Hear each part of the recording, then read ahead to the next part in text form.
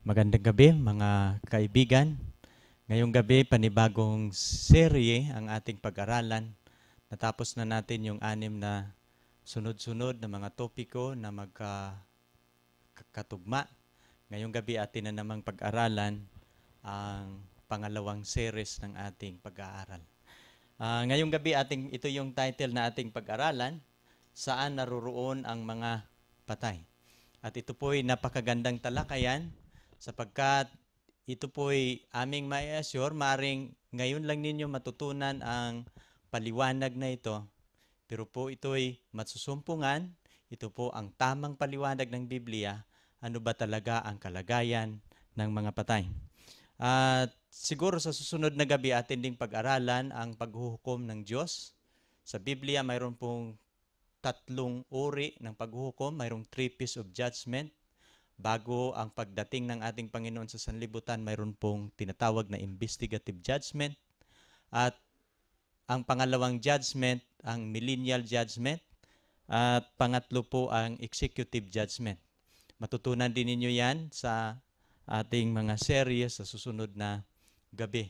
Atin ding pag-aralan ang second coming, yung pagdating ng ating Panginoon, paano ito mangyayari, at ano ang ating gagawing paghahanda bago siya darating, at ang bagong langit at bagong lupa. At pag-aralan din natin kung ano ang imperno. Ito yung mga sunod-sunod ng series na ating gagawin. Ngayong gabi, dito po tayo sa ating talakayan, saan ba naroroon ang mga patay? Pero bago tayo dadako sa ating topiko ng ating pag-aralan ngayon, tayo po muna'y sandaling yuyuko sa isang panalangin.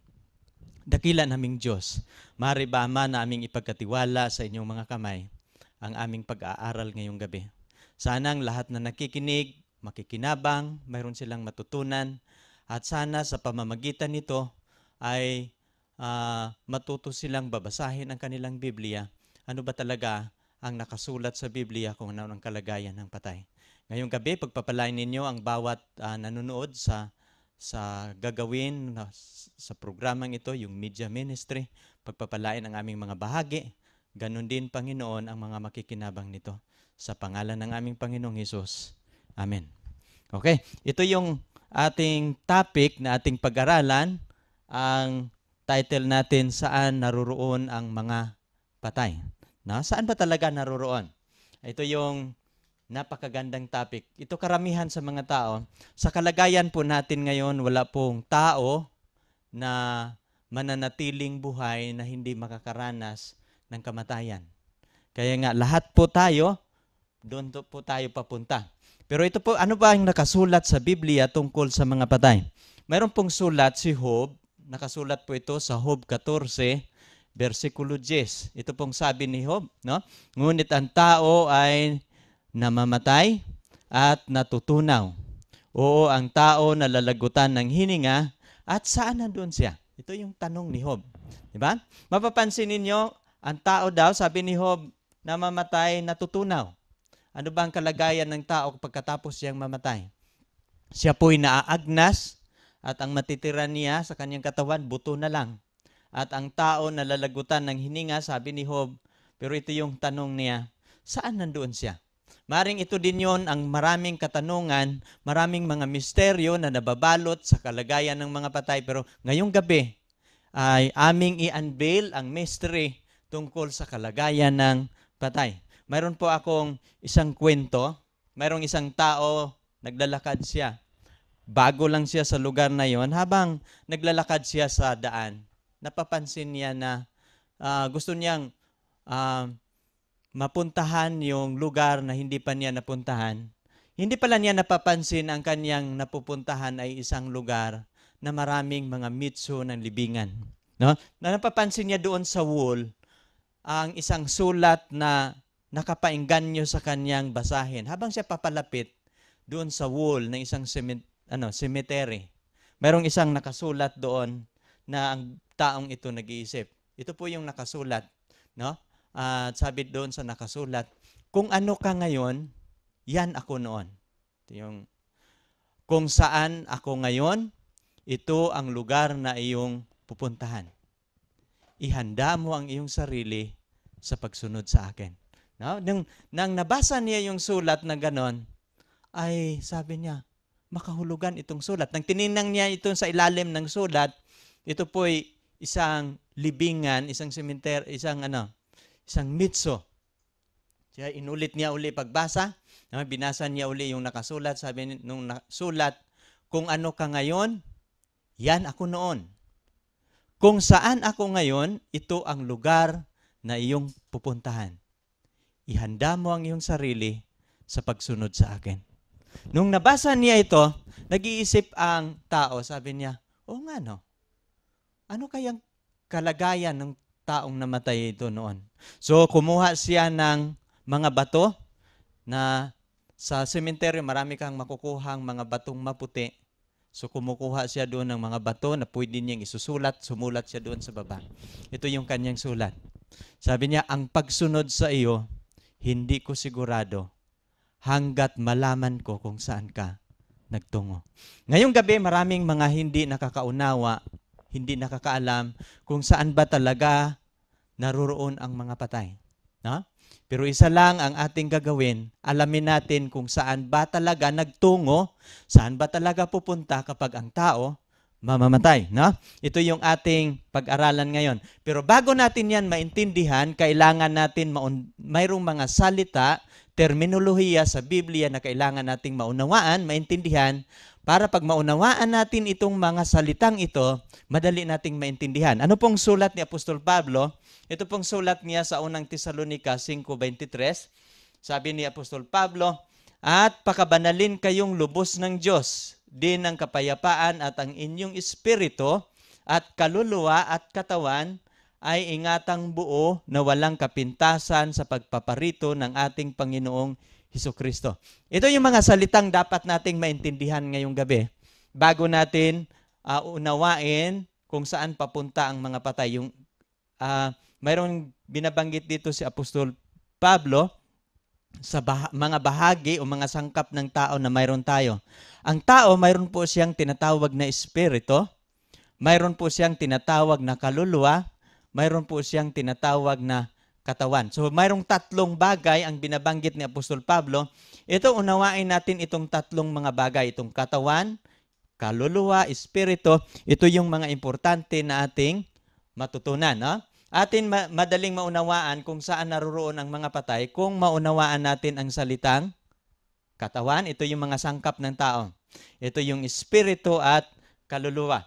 Ating pag-aralan, ano ba ito? No? Atin po itong maunawaan, paano ba nilalang ng Diyos ang tao ng pasimula? Saan ba siya nanggagaling? No? Pagbabasahin natin ang tala ng Henesis 2:7, ito po yung nakasulat, at nilalang ng Panginoong Diyos ang tao saan? Nilalang po siya sa alabok ng lupa. Hiningahan ang kanyang mga butas ng ilong sa hininga ng buhay at ang tao naging kaluluwang may buhay. No?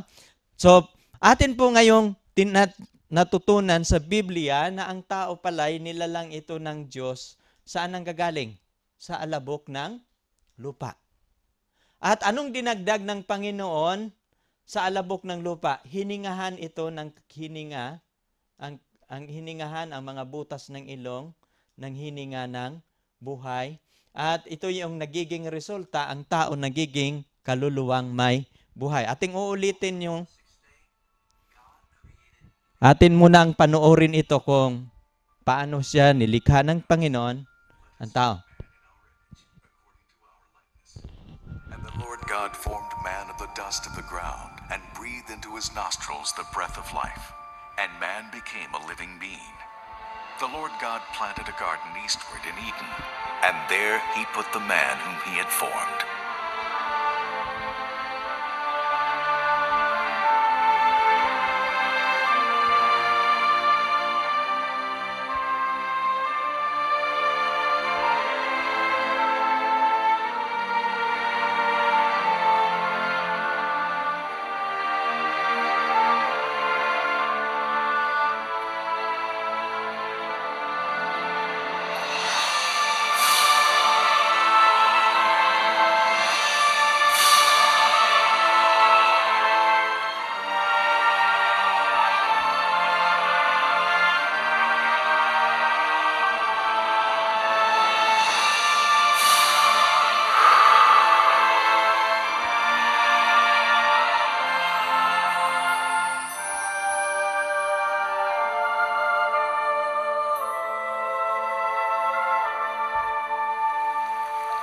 What a tremendous honor to be made in the likeness of God, to be a free-thinking, self-governing individual.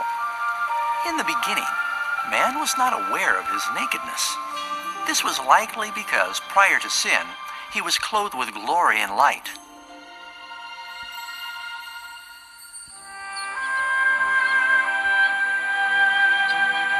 God also created the ideal companion for Adam, his beautiful wife Eve.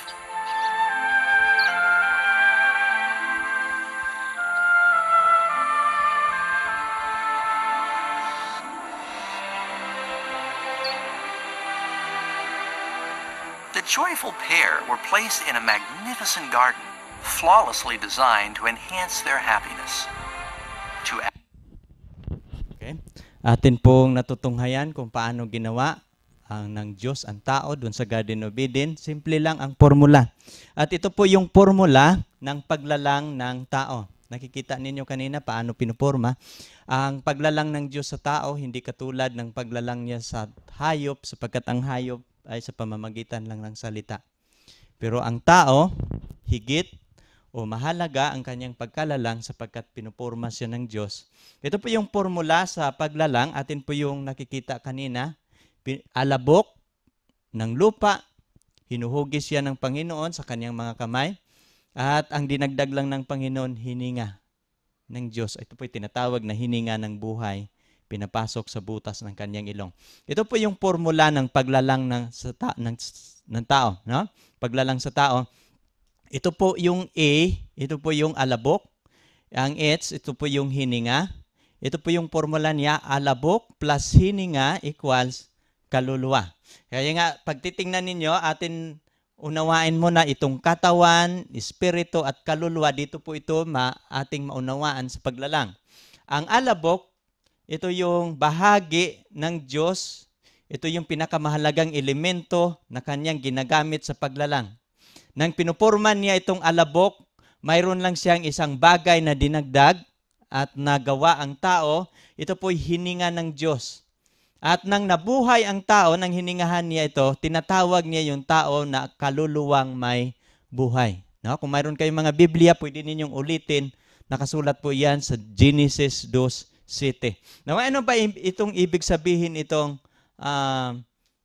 kaluluwa? Ang alabok, ito yung tinatawag na katawan, lupa. Ito yung binabanggit ni Apostol Pablo na ang sangkap ng tao, mayroon po itong tatlong bahagi, katawan, espiritu at kaluluwa. Ano po ba itong espiritu?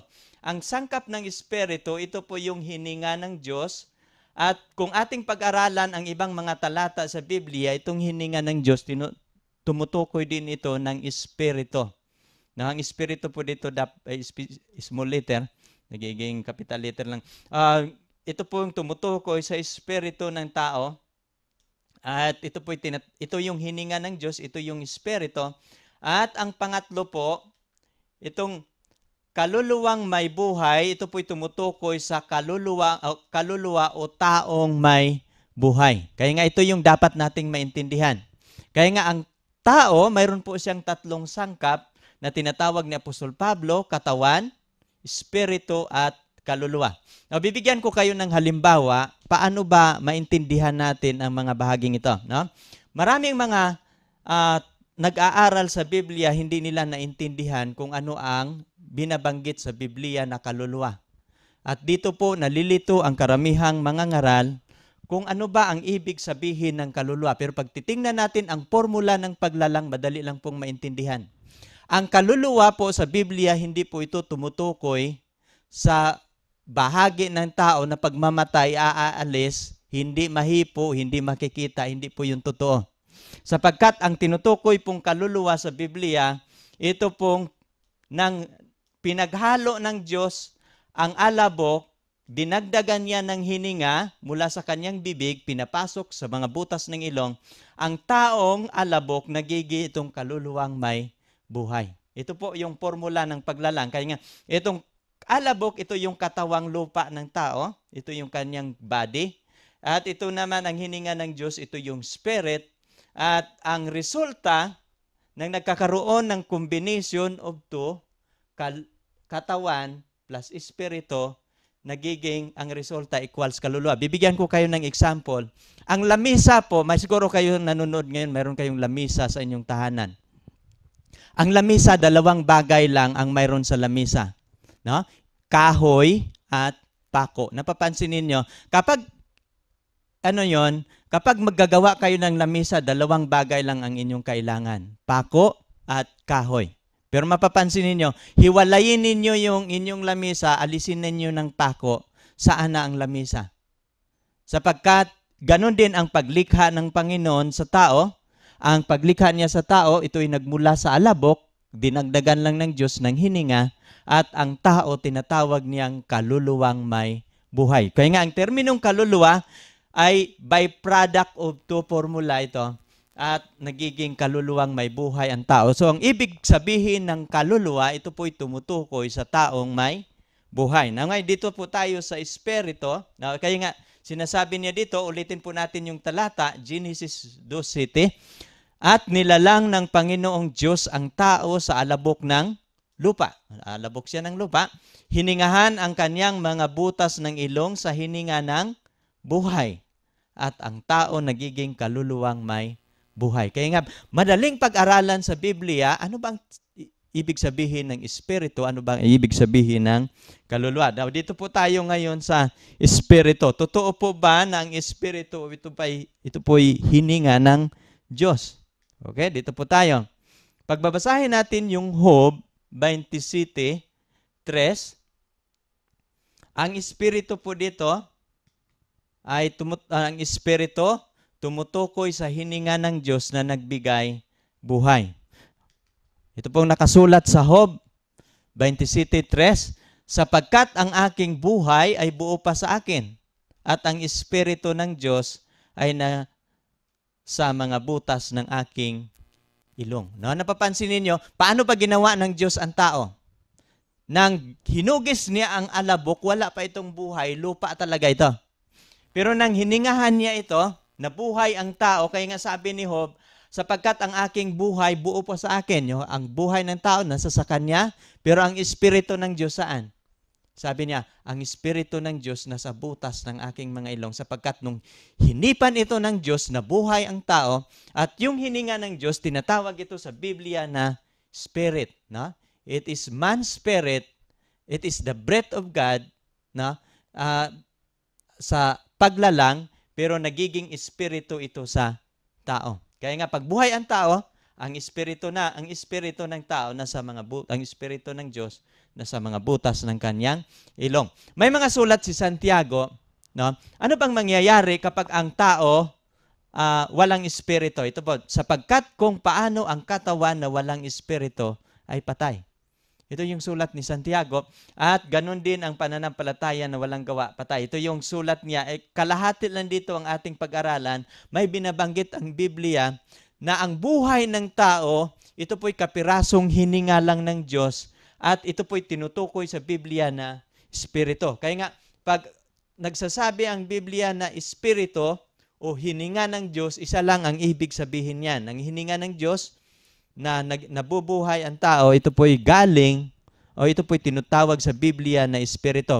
Magbigay po ako ng halimbawa sa Biblia. Inyo po itong mababasa litra por litra, no, sa Lucas 8:52 hanggang 55. No, ano pong halimbawang ito?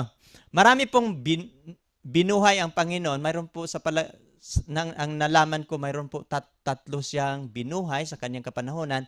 Ang ating Panginoon ay nandito pa sa lupa. No, isa sa kanyang binuhay si Lazaro, na 4 na araw nang nailibing, pero pumunta ang ating Panginoon, binuhay niya si Lazaro. Mayroong isang anak ng balo na nakasalubong doon sa lugar ng Nain, ay pinahinto niya yung prosesyon sa paglilibing, no? At binuhay siya ng Panginoon. Mayroon din po isang dalaga o isang 12 years old na babae, binuhay ito ng Panginoon. Ito po yung nakatala sa Lucas 8:52 hanggang sa 55. At ito po yung ating tunghayan ngayong gabi. Ano pa ang sinabi ng Biblia? No? At tumangis ang lahat. Sapagkat namatay yung batang babae, tumangis ang lahat. Umiyak silang lahat. At pinanambitan ang dalaga datapwat sinabi niya, huwag kayong magsitangis sapagkat siya ay hindi patay. Kung di, natutulog. Kaya nagtumangis na yung mga tao sapagkat patay na, pero ang sabi ng Panginoon, kung di natutulog. At tinatawanan nila siya at nilibak sa pagkakaalam na siya'y patay na. Patay na yung bata. No? 12 years old ito na babae. Sa 54, datapwat tinangnan siya sa kama. No? Ano bang ibig sabihin ng tinangnan siya sa kama at tinatawag na sinasabi, dalaga, magbangon ka. So, ito yung sinabi ng Panginoon. Nang narinig niya yung salita o nang sinabi ito ng Panginoong Hesus, sa 55, ito po inyong mababasa. At nagbalik ang kanyang espiritu. Marlinaw na sinasabi, nagbalik ang kanyang espiritu. Mapapansin niyo, ang taong patay, hindi po kaluluwa ang aalis. Ating mababasa litra por litra sa Biblia na kapag mamatay ang tao, aalis po ang espiritu. Ang espiritu, ito po'y hininga ng Diyos. Nang binuhay niya ang dalaga, sabi niya, dalaga, magbangon ka, nagbalik ang kanyang espiritu at siya'y nagbangon, pagdakay at kanyang ipinag-utos na siya'y bigyan ng pagkain. Ito po yung talata sa Biblia, litra por litra. Hindi po totoo na kapag mamatay ang tao, ang kaluluwa ay aalis. Wala po tayong mababasa kahit isang talata na ang kaluluwa, kapag mamatay ang tao, ang kaluluwa ang aalis. Pero sa Biblia, atin pong mababasa na kapag mamatay ang tao na walang espiritu, patay. No? Ang ibig sabihin, ang tao na walang hininga ng Diyos, iyon po ang ibig sabihin na patay. Kaya nga, nung binuhay niya itong dalaga, nagbalik ang kanyang espiritu. Hindi po sinasabi na nagbalik ang kaluluwa. Now, ngayon dito tayo sa Gawa. Mayroon pong mga record sa Biblia, katulad nito, sa Gawa City 59 hanggang 60, ito po yung patungkol po ito kay Esteban, isang martir na binato hanggang namatay. No? Pero ito po ang nakasulat, at kanilang pinagbatuhan si Esteban na tumatawag sa Panginoon na nagsasabi, Panginoong Hesus, tanggapin mo ang aking espiritu. Di ba? Nang binato si Esteban ng mga Pariseo o ng mga taong nagagalit sa kanya sapagkat siya ay nangangaral sa Panginoon, ang sinisigaw po ni Esteban, Panginoon, tanggapin mo ang aking kaluluwa, hindi niya sinabi yan. Pero ang sinabi ni Esteban, Panginoong Hesus, tanggapin mo ang aking espiritu. Sapagkat ang dating mga mananampalataya, alam nila ang kalagayan ng patay.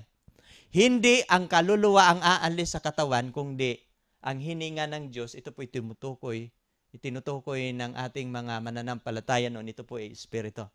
At siya'y nanikluhod at sumigaw ng malakas na tinig, Panginoon, huwag mong iparatang sa kanila ang kasalanan ito. At pagkasabi nito ay nalagot, natutulog siya. Pagkasabi dito, natutulog, namamatay si Esteban. No, ito pong kalagayan. At ang kamatayan dito, no, natutulog. No? Mayroon tayong pag-aaral, ipapaliwanag ko yun, ang kalagayan ng patay, mamaya saan ba talaga naroon. No? Mayroon ding tala, atin pong titingnan ang Panginoong Hesus doon sa cross. Nang siya'y namatay doon sa cross, ano po ba ang iyang kanyang sinasabi? Ang Panginoong Hesus, sumigaw po siya ng malakas. No? At si Hesus sumigaw ng malakas na tinig na nagsasabi, Ama, sa mga kamay mo, pinagtagubilin ko ang aking espiritu.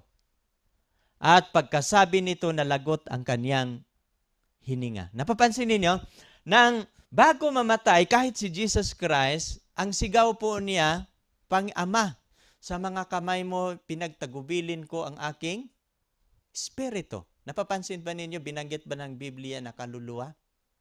Kapag mamatay ang tao, kaluluwa ba ang aalis o espiritu? Espiritu po ang nakasulat sa Biblia na ating mababasa, litra por litra. Kasi makaramihan sa mga paniniwala ngayon, ang kaluluwa walang kamatayan, at pag mamatay ang tao, ang kaluluwa ang aalis, pabalik-balik, pero ako po'y nalulungkot sa paniniwalang ito sapagkat ito po'y hindi natin masusumpungan sa Biblia. That is heresy. No? Ito po'y kwento-kwento lang siguro, pero pag pag-aralan natin sa Biblia, hindi po yan mababasa at hindi po masusumpungan. Ano ang ibig sabihin ng kaluluwa? Atin na pong natutunan kanina ang espiritu. No? Ng espiritu, ito po'y tumutukoy sa hininga ng Diyos. Nang ginawa niya ang tao, ito po'y ginamit ng Diyos na nagbigay sa kanya ng buhay. At kung mamatay ang tao, ito din po ang aalis. No? Nating nababasa. Ngayon, atin din pag-aralan ngayon, ano ba ang ibig sabihin sa salitang kaluluwa? No? Ang kaluluwa, ito po ay taong buhay? Ito ba po ay taong buhay? No? Sa Biblia, kung paano ang malamig na tubig sa uhaw na kaluluwa, gayon din ang mabuting balita mula sa malayong lupain. No? Ang kaluluwa, kung ating pag-aralan sa Biblia, mayroon po tayong mga 5 talata ngayong gabi na ating pag-aralan patungkol sa kaluluwa. Ito po'y ang kaluluwa, kung paano daw ang malamig na tubig sa uhaw na kaluluwa. Ang ibig sabihin, ang kaluluwa, umiinom po siya ng malamig na tubig. No? Ito po ang malamig na tubig, kailangan po ito ng uhaw na kaluluwa. Ano ba ang ibig sabihin ng uhaw na kaluluwa? Sino ba ang tinutukoy dito na umiinom ng malamig na tubig? Ang kaluluwa daw, umiinom siya ng malamig na tubig. Kasi pag titingnan ninyo sa paglalang, ang kaluluwa, nung nabuhay ang tao, tinatawag siya na kaluluwa na may buhay. Kaya nga dito sa Biblia, ang malamig na tubig, ito ay para sa uhaw na kaluluwa. Ito po'y para sa tao na uhaw. Kaya nga, ang ibig sabihin sa salitang kaluluwa, ito po'y tumutukoy sa taong buhay at hindi po ito tumutukoy sa taong patay. Saan ba natin mababasa yan? Sa Kawikaan 25:25, ang kaluluwa ay nauuhaw. No? Ito po yung paliwanag sa Biblia. Kaya sino po ang kaluluwa ngayon na umiinom ng tubig? Yung patay o yung buhay?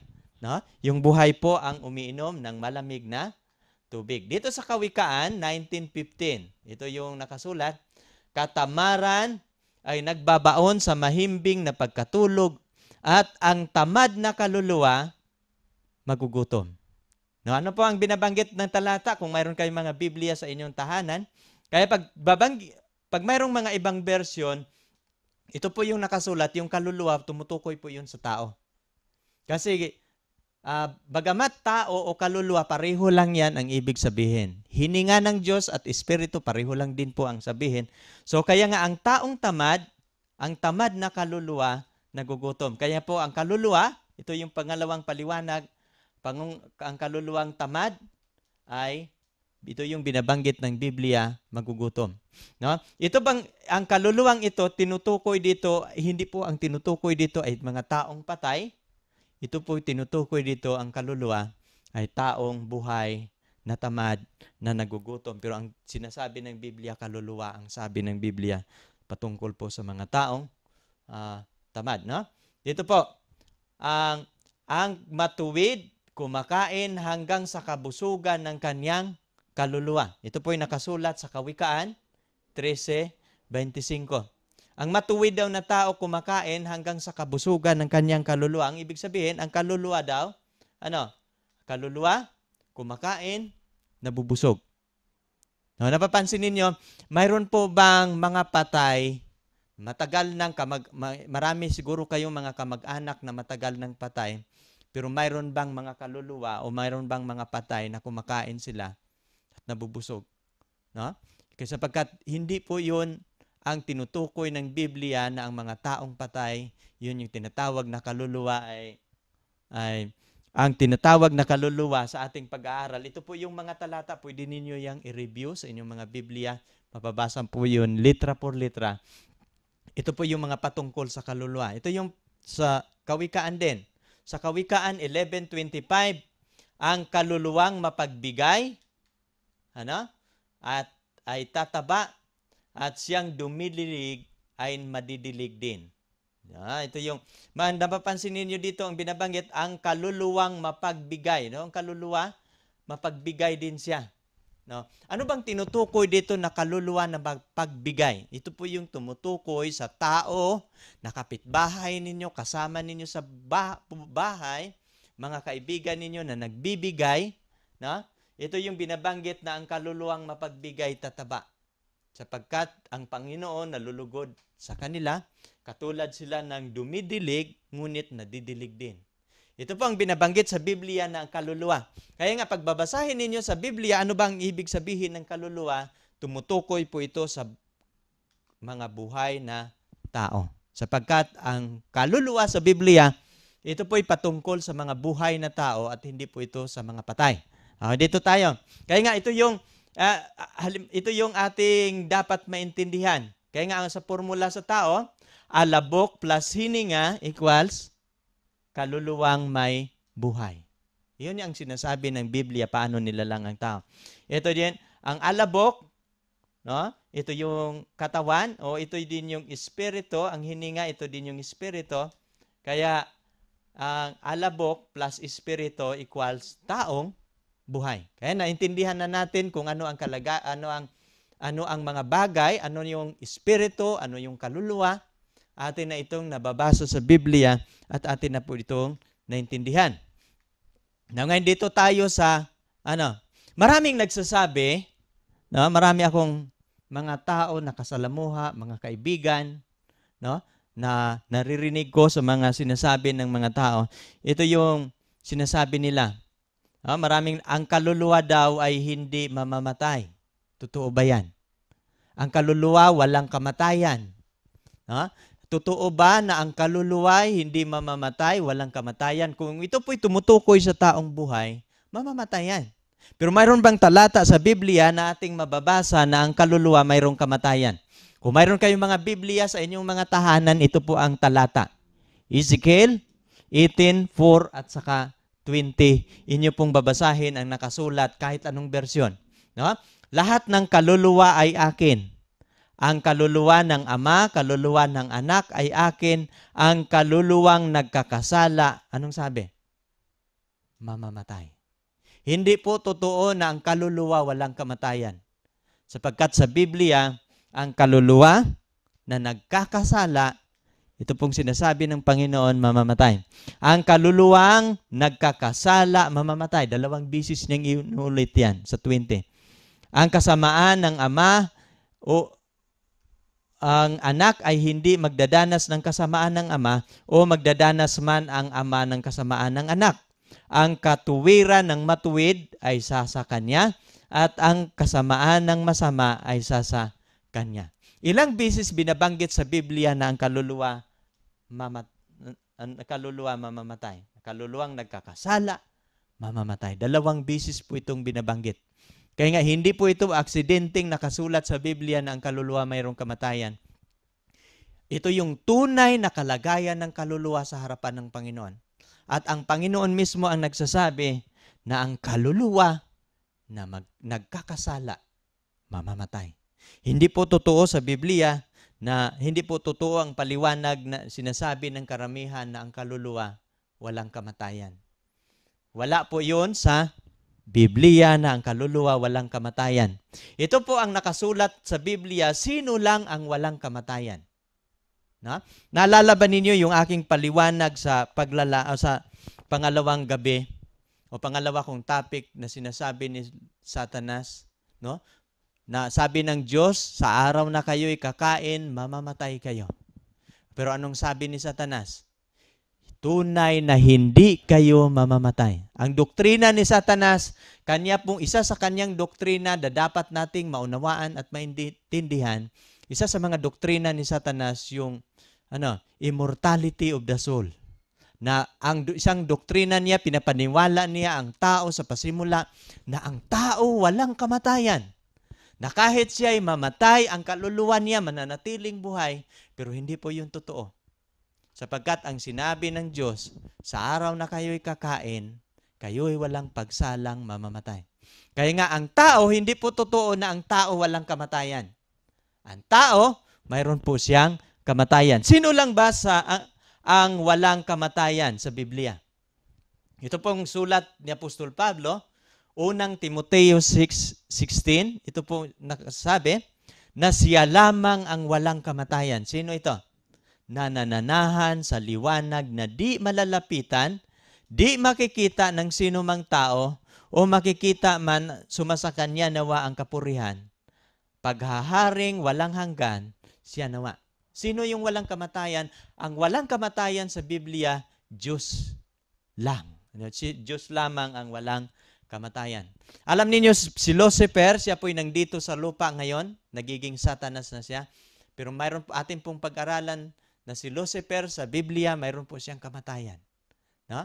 Lahat ng mga masama, mayroong kamatayan. Lahat ng mga anghel na kasama nila, mayroong kamatayan sapagkat ang nakasulat dito, mayroon pong mga paniniwala na si Lucifer, si Satanas, walang kamatayan.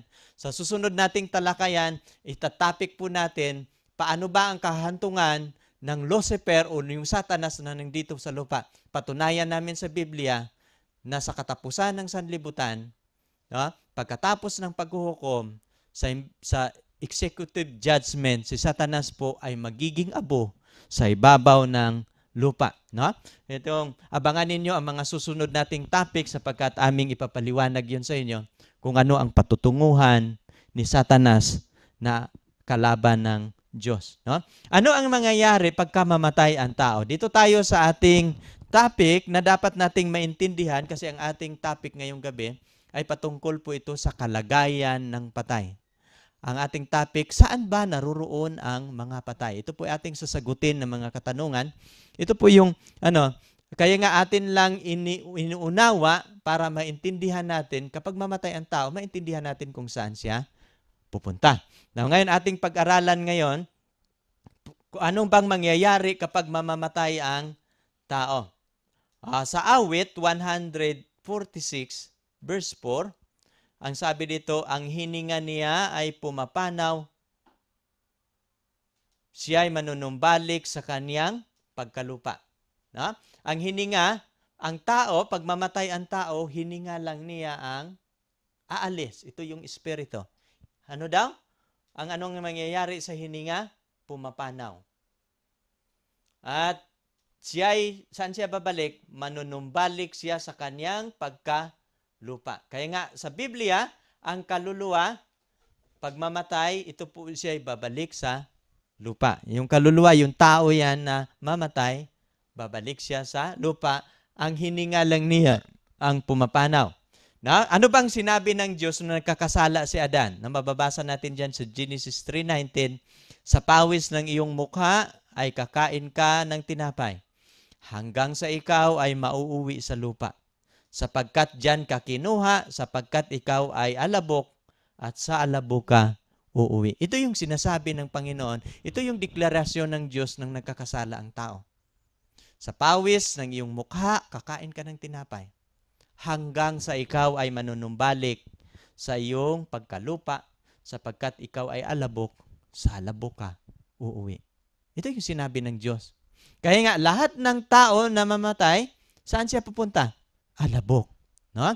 Ang katawan niya, babalik sa dating kalagayan, at ang hininga, aalis. Saan ba nanggagaling ang hininga? No, atin itong pag-aralan. No? Saan pupunta itong hininga na pumapanaw na aalis sa tao kapag siya ay mamamatay? Saan pupunta ang hininga? No? Ecclesiastes 12:7, at ang alabok uuwi sa lupa gaya ng una. Ito po yung nakasulat.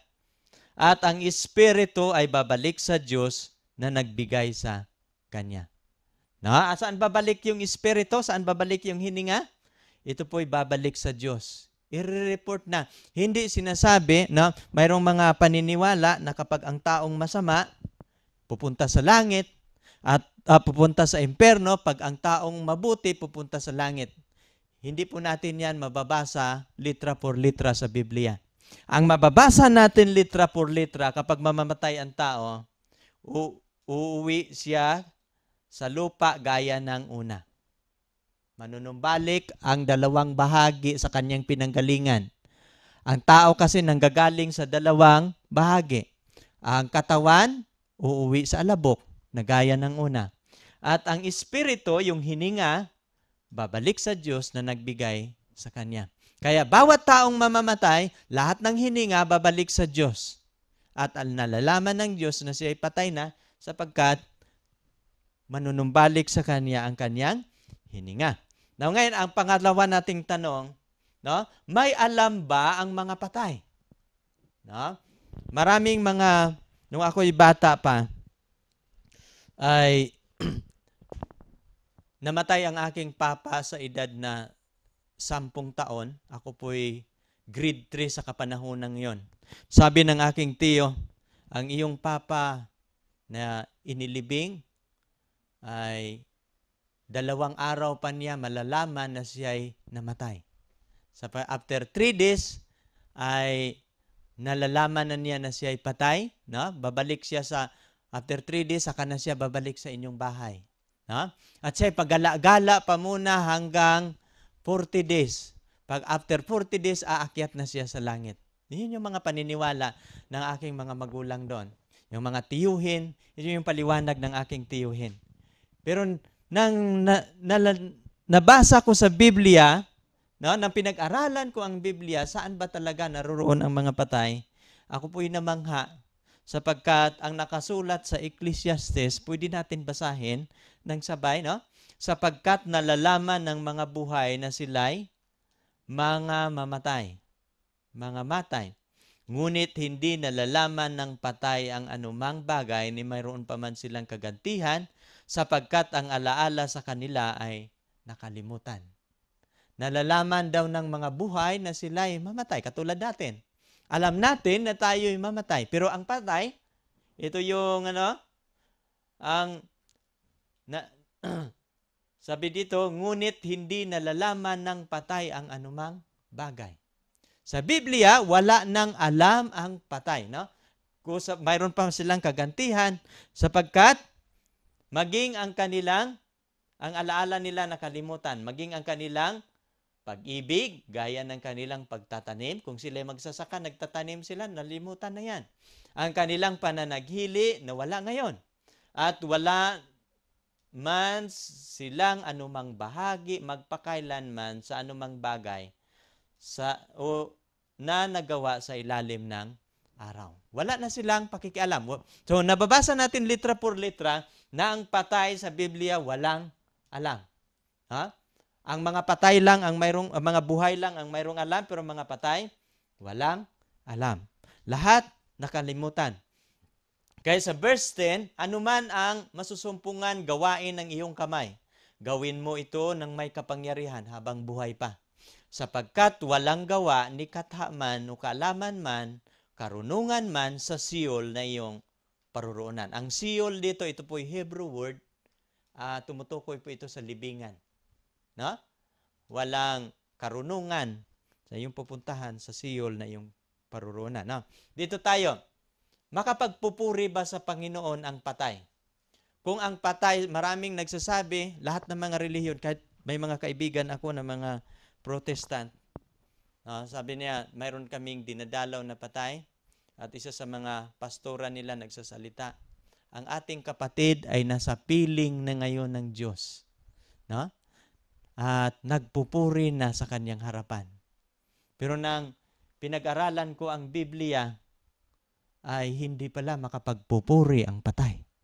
No? Saan po natin ito mababasa? Awit 115:17. Ang mga patay ay hindi pumupuri sa Panginoon. Kasi wala silang alam sa kanilang kalagayan, lahat nalimutan. No? At sino mang bababa sa katahimikan. Ang Biblia nagsasabi dito, ang libingan, ito po'y lugar ng katahimikan. Sino mang taong mamamatay, bababa siya sa libingan. Pero yung libingan na kanyang pupuntahan, ito po'y lugar ng katahimikan at siya ay hindi makapagpupuri sa Panginoon sapagkat hindi po totoo na umakyat siya sa langit. Ang patay, no? Sa Job, maraming nagsasabi ang patay daw ay umuwi sa kanyang tahanan. No? Nagpapakita. Ito po'y hindi totoo. Kung mayroong mga tao na nakakaranas, maring sa mga iilan sa inyo, nakakaranas na kamag-anak ninyo namatay tapos bumabalik sa inyong tahanan. Hindi po iyon totoo ng inyong kamag-anak ang bumabalik sa inyong tahanan. Ito po'y daya ng kaaway na nagsinungaling, no?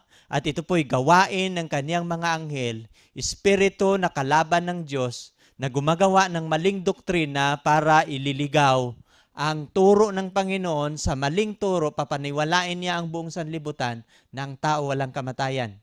Pero sa Biblia, ang kalagayan ng tao ay hindi po totoo na ang tao mananatili siyang buhay kahit siya ay patay. Hindi po totoo yan. Sapagkat sa Biblia, ang taong patay wala nang alam. May mga nagsasabing bumabalik daw ang patay. Totoo ba ito? No? Sa Job City, 9 hanggang 10, kung paano ang ulap na papawi nawawala, gayon siyang bababa sa libingan, hindi naaahon pa. So, ano daw? Kung paano daw yung ulap, nakikita natin, mamaya nawala. Ganon din yung tao na bababa sa libingan, hindi na aahon pa. No? Siya ay hindi na babalik pa sa kanyang bahay, ni nalalaman pa man niya ang kanyang dako. No? Paulit-ulit na sinasabi ng Biblia na ang patay, hindi na babalik sa kanyang bahay. O, hindi na rin niya nalalaman ang kanyang lugar na kinaroroonan. No? Sa Gawa, ito yung patunay na ang patay hindi talaga makaakyat sa langit. Ito, sa sulat, ito yung nangangaral si Apostol Pedro, pero ito yung aral niya. Anong sabi ni Pedro tungkol sa patay, sa mga patay? Mga kapatid, sabi niya sa Gawa 2:29-34, ito yung paliwanag ni Pedro patungkol sa patriarkang si David. Mga kapatid, malayang masasabi ko sa inyo ang tungkol sa patriarkang si David. Anong ibig sabihin ng patriarka? Fathers, no? Ama na si David. Na siya'y namatay, inilibing. No? Binabanggit niya dito si David daw, namatay at inilibing. At nasa atin ang kanyang libingan hanggang sa mga araw na ito. Sapagkat hindi umakyat si David sa mga langit, datapwat siya rin ang nagsabi, sinasabi ng Panginoon sa aking Panginoon, maupo ka sa kanan ko. Napapansin ninyo? Binabanggit ni Pedro si David namatay inilibing, pero binabanggit niya dito sa 34, nung namatay siya inilibing, hindi umakyat si David sa mga langit. Ito ba ang paniniwala ng karamihan ng mga mananampalataya ng ating forefathers? Na kapag mamatay ang tao, aakyat siya sa langit? Ating nakikita ngayon ang mga talata sa Biblia na ang mga paniniwala pala sa kasalukuyan ngayon taliwas, hindi sang-ayon sa mga tinuturo ng ating mga magulang. Sapagkat si Pedro nangangaral, pero ang paniniwala ni Pedro, nung namatay si David, no? Inilibing, pero ito yung hindi umakyat si David sa langit. No? Kumusta ang inyong paniniwala ngayon sa nanonood ngayon? Ang inyong bang paniniwala kapag mamatay ang tao, umakyat sa langit, pupunta sa impyerno? Mayroon po tayong topic patungkol sa impyerno, isa pong topiko na ating pag-aralan. No? Subaybayan ninyo ang mga susunod nating mga topic sapagkat ipapaliwanag ninyo namin sa inyo kung ano ang impyerno. Saan ito? Anong lugar? At kailan ang mangyayari ang impyerno? Atin po yung pag-aralan. Pero sa ngayon, ating pag-aralan po muna ang paksang ito na may kinalaman sa mga patay, as ang kalagayan ng patay. Now ngayon, ano ba ang tunay na kalagayan ng patay? No? Ating natutunan ngayon, marami tayong natutunan. No? Ating natutunan pala ang patay, hindi pala siya umakyat sa langit, hindi pupunta sa impyerno. Oh, ang patay walang alam. Kung wala siyang alam, ito yung sunod nating tanong. Ano ang tunay na kalagayan ng tao kapag siya ay mamatay? Now, ito po yung ating pag-aralan. At ang ating talata mababasa po sa Juan 11, versikulo 11 hanggang 14. Ito po ang pangyayaring ito nang namatay si Lazaro at gusto ng Panginoong Hesus na kanyang pupuntahan para bubuhayin. Mababasa po natin ito sa Juan 11, versikulo 11 hanggang 14. Ang mga bagay na ito sinasalita niya, pagkatapos nito'y sinasabi niya sa kanila, si Lazaro na ating kaibigan ay natutulog. Ano katagal na si Lazaro namatay? Nang dumating ang Panginoong Hesus, 4 na araw si Lazaro na inilibing sa libingan. Pero after 4 days, saka na niya pinupuntahan ang libingan ni Lazaro. Pero ito yung tala sa Biblia kung ano ang sinasabi ng Panginoon. Ano ang kalagayan ng patay? Ang binabanggit ni Jesus Christ, natutulog. No? Ang mga bagay na ito sinasalita, pagkatapos nito sinasabi niya, si Lazaro na ating kaibigan ay natutulog. Ngunit ako'y paparoon upang gisingin siya sa pagkatulog. Anong ibig sabihin? Kung si Lazaro natutulog, si Lazaro na namatay, natulog na, inilibing na, 4 days na ang kanyang pagkalibing sa kanyang libingan, sabi niya, pupunta ako roon upang gisingin ko siya sa pagkatulog. Ano ang kalagayan ng patay kapag siya natutulog? Kaya nga ang kalagayan ng patay, natutulog. No? Ito pong sabi ng Biblia. Anong kalagayan ng patay? Ang paliwanag ng Diyos sa Biblia, natutulog. No? Kaya nga pag titingnan ninyo itong tulog na tao, katulad po ito ng kalagayan ng patay. No? Kaya nga, tatanungin ko kayo, nang natulog kayo kagabi o kanina sa inyong higaan, may nalalaman ba kayo o may alam kayo habang kayo natutulog? Wala.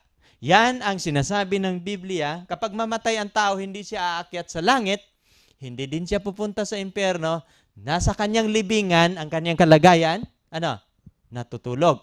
Sa 12, ito po yung nakasabi.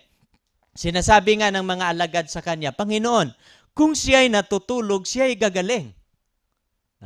Pero sinalita nga ni Jesus ang tungkol sa kanyang pagkamatay. Datapwat sinapantahan nila, sinasalita ang karaniwang pagtulog. Nang magkagayoy, sinasabi sa kanila ni Jesus ng malinaw, si Lazaro ay patay. Napapansin ba ninyo? Si Jesus Christ, nagbibiro kaya siya o aksidente lang niyang sinasabi na si Lazaro ay natutulog o nais niyang malaman ninyo na ang kalagayan ng patay ay natutulog? O gustong ipapaliwanag ni Jesus Christ na ang nakasulat sa Biblia, hindi totoo na ang patay may alam. Hindi totoo na ang patay pagala-gala, hindi totoo na ang kaluluwa walang kamatayan, hindi totoo na ang kaluluwa pupunta sa langit o sa impyerno, kundi ang patay, ang kanyang kalagayan walang alam at siya po'y natutulog sa kanyang libingan. Ito pong mga salitang ito, nakasulat po ito sa Biblia, hindi po ito aksidente, kundi ito po'y mayroong ibig sabihin ng Panginoon na nais ng Diyos na ating maintindihan na ang kalagayan ng patay, siya po'y pansamantalang matutulog sa kanyang libingan sapagkat naghihintay po siya sa katapusan ng sanlibutan. Now, ngayon ating babasahin, kailan ang patay gigisingin? Kung ang patay sa Biblia ay natutulog, kailan mangyayari na ang patay magigising? O kailan po gigisingin ito ng Diyos? No? Ang kalagayan ng patay natutulog at Diyos lang po ang makagigising nito. No? So, ito pong mga talata natin, Juan 6:39 hanggang 40, Juan 5:28 hanggang 29. Ito po yung mga sa 39, at ito ang kalooban ng nagsugo sa akin, na sa lahat ng ibinigay niya sa akin ay huwag kong iwala ang anuman, kundi ibangon sa huling araw. Kung ang patay natutulog, mayroon pong panahon kailan sila bubuhayin maguli. Kailan sila ibabangon ng Diyos. At ito po yung nakasulat, ang kalooban ng Diyos na nagsugo kay Jesus Christ. Nang sino mang sumasampalataya, huwag iwala sa anuman, kundi ibangon ang mga patay na ito. Sa kailan? Sa huling araw. At ang huling araw na binabanggit nito, ito po ang katapusan ng sanlibutan. Ito na yon ang panahon ng pagbuhay sa mga patay. Ito po sa huling araw sa katapusan ng sanlibutan. Sa 40, sapagkat ito ang kalooban ng aking Ama, ng bawat nakakita sa anak at sa kanya sumasampalataya, magkakaroon ng buhay na walang hanggan. At akin siyang ibangon sa huling araw. Mapapansin ninyo yung nakasulat? Ang mga patay na nasa libingan, natutulog sila. Naghihintay sila sa takdang kapanahonan. Ang binabanggit sa Biblia, ibabangon po sila ng Diyos sa huling araw sapagkat ang mga patay na nasa libingan, mayroon pong pagkabuhay maguli. At ito po'y nakasulat sa Juan. Kaya nga sabi niya dito kaya nga ito yung huling araw na binabanggit. Ito po ang pagdating ng ating Panginoong Hesus. Ang Juan 5:39, hindi ko po ito nakasulat. Pero memorize ko po yung talatang ito.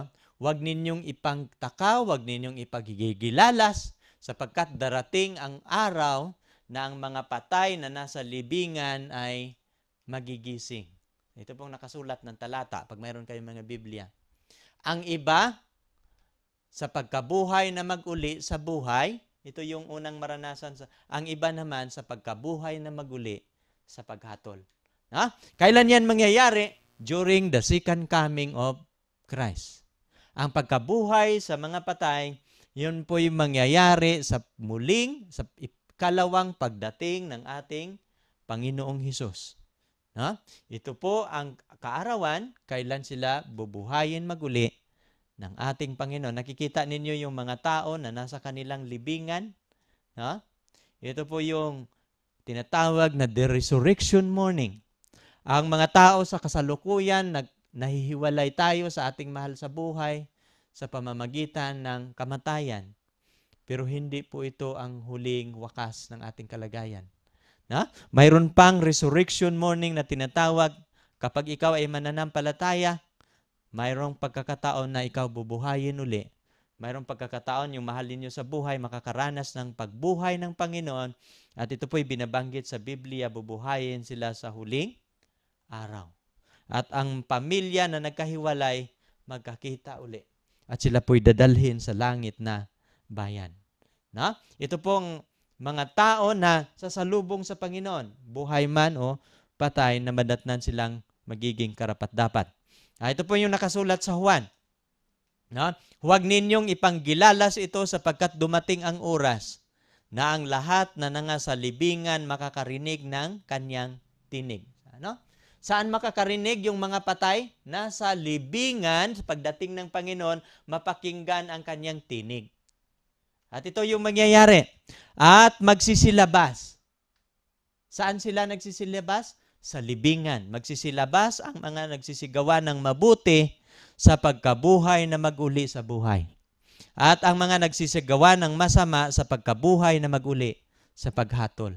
So, dalawang uri ng pagkabuhay na mag-uli. Ang unang makakaranas ng pagkabuhay na mag-uli sa buhay. Ibibigay yung everlasting life. Ang iba naman, mabubuhay sila mag-uli, ngunit makakaranas sila ng paghatol. This is the judgment. Punishment ang tinutukoy dyan. Now ngayon, ano ang kasunod? Kailan ang huling araw na ito? Ito pong dalawang talata sa Biblia, kung binabanggit kung kailan ang huling araw, mababasa po natin ito sa 1 Thessalonians 4:13 to 17. Hindi ko lang sulat yung chapter, pero chapter 4, 13 to 17. At ang pangalawa, 1 Corinthians 15, 51 to 53. Ito po yung, kailan itong huling araw? Ito pong mababasa natin sa 1 Thessalonians. Ito yung binabanggit ni Apostol Pablo, ngunit hindi namin ibig na kayo'y di makakaalam, mga kapatid, tungkol sa mga nangatutulog. Papansinin ninyo yung nangatulog 3 times o 4 times itong binabanggit ni Paul. Upang kayo'y huwag mangangalumbay na gaya ng iba na walang pag-asa. Hindi namin ibig na kayo'y di makakaalam tungkol sa mga nangatutulog. Ang binabanggit niya ditong natutulog tungkol sa mga patay. Sapagkat kung tayo'y nagsisampalataya na si Jesus ay namatay at nabuhay na maguli, gayon din naman ang nangatutulog. Mapapansin niyo? Kung tayo nananampalataya na si Kristo namatay, nabuhay maguli, gayon din yung nangatutulog. Ano bang ibig sabihin yung nangatutulog na binabanggit ni Pablo? Yung mga patay yun. Nangatutulog kay Jesus ay dadalhin ng Diyos na kasama niya. Kapag darating ang Panginoon, sa kanyang pagdating, sa ikalawang pagdating ng Panginoon, bubuhayin niya ang pangapatay, dadalhin ng Diyos na kasama niya. Ito yung magkakaroon ng from earth, magkakaroon ng ascension to heaven. Magkakaroon ng pag-akyat sa langit na sabay-sabay. Kasama sa mga patay at mga buhay. Kaya nga ang pag-akyat sa langit, hindi yan una-unahan. Sa 15, sapagkat ito'y sinasabi namin sa inyo sa mga salita ng Panginoon na tayong nangabubuhay na nangatitira hanggang sa pagpaparito ng Panginoon ay hindi tayo mga uuna sa anumang paraan sa mga nangatutulog. No, ito yung unang mangyayari. Darating muna si Kristo. No? Sinasabi namin sa inyo sa salita ng Panginoon na tayong nangabubuhay na nangatitira kasi mayroong madatna ng Panginoon na buhay pagdating niya. Kaya yung buhay na nangatitira hanggang sa pagpaparito ng Panginoon, yung pagdating ng Panginoon, hindi tayo uuna sa anumang paraan sa mga tutulog. Kaya nga, binabanggit ko kanina, ang pag-akyat natin sa langit, hindi yun una-unahan, na ibig sabihin, pag mamatay ka, ay una kang makaakyat. Pag mamatay ka, matulog ka muna sa libingan, hintayin mo yung huling araw. At kung darating na yung huling araw, ito yung pagdating ng Panginoon. At ito yung binabanggit ni Apostol Pablo na ang Panginoon sa kanyang pagpaparito, hindi tayo mga uuna sa anumang paraan sa mga nangatutulog. Ang nangatutulog ditong binabanggit, yung patay. Ha? Ito yung sa 16. Sapagkat ang Panginoon din ang bababa mula sa langit. Saan siya nanggagaling? Mula sa langit na may isang sigaw, may tinig ng arkanghel, at may pakakak ng Diyos, at ang nangamatay kay Kristo ay unang mga bubuhay na maguli. So, ang magkakaroon ng first resurrection, yung nananampalataya kay Kristo. Sa 17, at kung magkagayoy tayong nangabubuhay na nangatitira, aagawing kasama nila sa mga alapaap upang salubungin ang Panginoon sa hangin at sa ganito, sa Panginoon na tayo magpakailanman. Dito na natin maranasan ang immortality of the soul. Kasi ang immortality ay walang immortality inside. Ang immortality to be robed, isusuot lang ito ng Diyos sa atin. Pero kailan yan mangyayari? Sa kanyang ikalawang pagpaparito. At kung mabubuhay na yung mga patay, kung magkagayoy tayong nangabubuhay na madatnan, na nangatitira, aagawin na nakasama nila. Sabay, na? Sa alapaap, salubungin na natin ang Panginoon, at saka na natin maranasan ang tinatawag na glorified body. Yung immortal body. Ito yung mangyayari. Kaya ito yung sabi sa 1 Corinthians 15, 22 to 23. Sabi dito, sapagkat kung paano kay Adan ang lahat nangamatay, gayon din naman kay Kristo ang lahat bubuhayin. No? Datapwat ang bawat isa sa kanya-kanyang sariling katunayan. Si Kristo ang pangunahing bunga, pagkatapos ang mga kay Kristo sa kanyang pagpaparito. Ha? Nang si Adan, lahat namatay, kay Kristo lahat din mabuhay. Ang unang nabuhay mula sa libingan na hindi namatay uli, si Jesus Christ. Pero, at ang kasunod, si Kristo yung unang bunga, pangunahin siyang bunga. May mga binuhay si Kristo, katulad ni Lazaro, katulad yung dalaga, binuhay yun niya. Pero namatay uli yun. Kaya nga, hindi yun sila nagiging immortal. Si Lazaro, yung babae, o yung tatlo niyang binuhay, hindi sila nagiging immortal. Pero nang si Jesus Christ na buhay sa libingan, hindi na siya namatay uli. Kaya nga sabi ni Apostol Pablo, si Kristo ang pangunahing bunga. At pagkatapos, ang mga kay Kristo sa kanyang pagpaparito. Kaya nga, ang eternal life, maranasan yan sa pagdating ng ating Panginoon. No? Kaya nga, dito yung larawan na ating pinakita kanina, dito na maranasan natin ang pagkabuhay maguli. Ito yung tinatawag ni Apostol Pablo na mapalad na pag-asa. Ito yung sinasabi ni Apostol Pablo na ito yung ang pagdating ng ating Panginoon, ito yung tinatawag sa English na the blessed hope. No? Na ito yung mapalad na pag-asa ng mga tao sapagkat dito nila maranasan ang buhay na walang kamatayan, na inaasam-asam ng marami. Narito, sinasaysay ko sa inyo, mababasa po yan sa 1 Korinto 15:51 hanggang 53. Narito, sinasaysay ko sa inyo ang isang hiwaga. Hindi tayong lahat mga tutulog. Papansin ninyo yung sulat ni Pablo, palagi niyang inuulit yung nangatutulog. Kasi ang patay sa Biblia, nangatutulog lang yan. Ngunit tayong lahat babaguhin. Sa isang sandali, sa huling pagtunog ng pakakak, sapagkat tutunog ang pakakak at mga buhay na maguli ng walang kasiraan. Mga buhay na maguli ang mga patay na walang kasiraan. At tayo'y babaguhin. Ito yung sulat ni Apostol Pablo. Sapagkat kinakailangan ng itong may kasiraan, magbihis ng walang kasiraan, at itong may kamatayan, magbihis ng walang kamatayan. Mayroon siyang binabanggit sa isang sandali, sa isang kisap mata. No? Sa isang sandali, sa huling pagtunog ng pagkakak. Sa isang sandali, may kulang ito. Sa isang sandali, sa isang kisap mata. Kaya nga, try ninyong ikisap yung mata, no? Ay ganun lang kabilis, makakaranas na paghuling pagtunog ng pakakak, pagtutunog ang pakakak, mabuhay na maguli. At itong katawan na may kasiraan, babaguhin na ito ng walang kasiraan. Sapagkat kinakailangan na itong may kamatayan, magbihis ng walang kamatayan, itong may kasiraan, kailangan makakaranas na ng walang kasiraan. Ngayong gabi ating natutunan ng isang pag-aaral. Maaring ito ay taliwas sa iyong paniniwala. Hindi namin kayo mapipilit sa inyong paniniwala.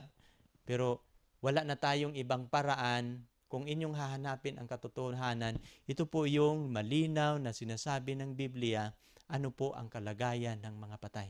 Ngayong gabi mga kapatid, maaring tanungin ko kayo, ano man ang inyong paniniwala ngayon, titingnan ninyo ito sa salita ng Panginoon. Paano ba sinasabi ng Diyos tungkol sa kaluluwa at espiritu? Inyo po yung mababasa sa Biblia. Pero kung ano ang inyong paniniwala, kung itong ang inyong mga paniwala, hindi po ito nakabase sa salita ng Panginoon. Ito po ay nakabase sa salit-saling sabi ng mga tao. Wala sa tamang pundasyon, maaring nagkakamali kayo sa inyong pananampalataya. Ang maling pananampalataya, hindi po ito magdadala sa kagalakang pag-asa sa hinihintay, sa hinaharap. Sa karamihan ngayon sa sanlibutan, wala pong Kristo, wala pong Diyos na hinihintay. Ang alam lamang nila ay mabubuhay at mamamatay. Pero sa ating pinag-aralan ngayon, mayroon pong tinakdang panahon kung kailan tayo bubuhayin maguli. At ito po yung katotohanan. Ngayong gabi, nagnanais ka ba, kapatid? At ito yung katotohanan sa Biblia na kapag mamatay ang tao, there is no second chance. Kapag mamatay ka, ang iyong kalagayan wala nang alam. At ang pagkatapos nito ay ang paghuhukom. No? Mayroong sulat si Apostol Pablo sa Hebreo 9:27 o 28. Itinakda ng Diyos, isang bisis siya mamatay. Pagkatapos nito ay ang paghuhukom. Pagkatapos ng iyong kamatayan, wala ka nang alam at hinihintay mo ang paghuhukom ng Diyos. Mga kapatid, sana sa araw na ito tayo magiging karapat-dapat. Ihanda ninyo ang inyong buhay katulad nito. Itong isang pamilya na inihanda nila, nagkakaroon sila ng tamang pananampalataya sang-ayon sa salita ng Diyos at ihanda nila ang kanilang pamilya pagdating ng Diyos, sila ay magiging karapat-dapat.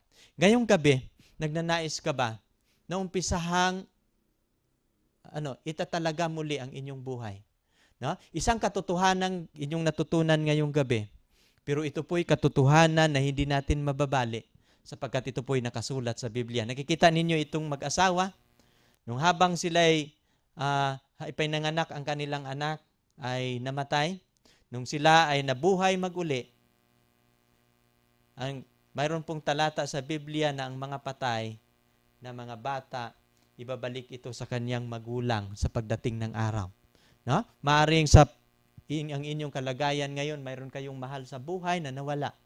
Pero hindi pa yun ang katapusan. Kayo magtapat sa Panginoon mula ngayon, pagdating ng araw, makikita ninyo ang inyong mahal sa buhay. Sapagkat kayo'y mapagkatiwalaan, nagtatapat. Ito po yung kalagayan kapag sila'y bubuhayin na maguli. Makikita nila ang anghel na nagbabantay sa kanila. At sila po'y dadalhin sa langit na bayan. Kami nagpapasalamat ngayong gabi na inyong natutunan ang paksang ito. At sa ating pagtatapos, tayo po'y tatapusin po natin ito sa isang panalangin. Aming dakilang Diyos, kami po'y nagpapasalamat, Ama. Sa gabing ito na isang paksa, isang talakayan, isang pag-aaral na ang aming na namang natatapos ngayong gabi. Isang katotohanan na aming naibibigay sa aming mga kaibigan na tagapanood, taga-subaybay. Na kanilang natutunan na ang kalagayan ng patay ay walang alam. At kami nagpapasalamat na ang katotohanan ito, inyong ipinahayag sa pamamagitan ng inyong mga salita. Salamat din, Panginoon, na inyo kaming ginamit na kasangkapan na magiging instrumento na malaman ito ng aming mga kaibigan, ng aming mga kamag-anak, ng aming mga kapatid, upang sila po'y makapaghanda ng kanilang buhay sa araw na darating. Umaasa kami, Panginoon, na ang aming buhay, na ano man ang buhay na mayroon kami, iamin itong itatalaga sa inyo, na kami maglilingkod, kami magtatapat, hanggang sa araw na kayo'y darating. Kapag matapos itong sanlibutan na aming tinitirahan, ay magkakaroon kami ng pag-asa sa pangako na buhay na walang hanggan. Salamat, Panginoon, sa katotohanan ito na inyong pinahayag. Ito po'y aming pinapasalamatan sa pangalan ng aming Panginoong Hesus.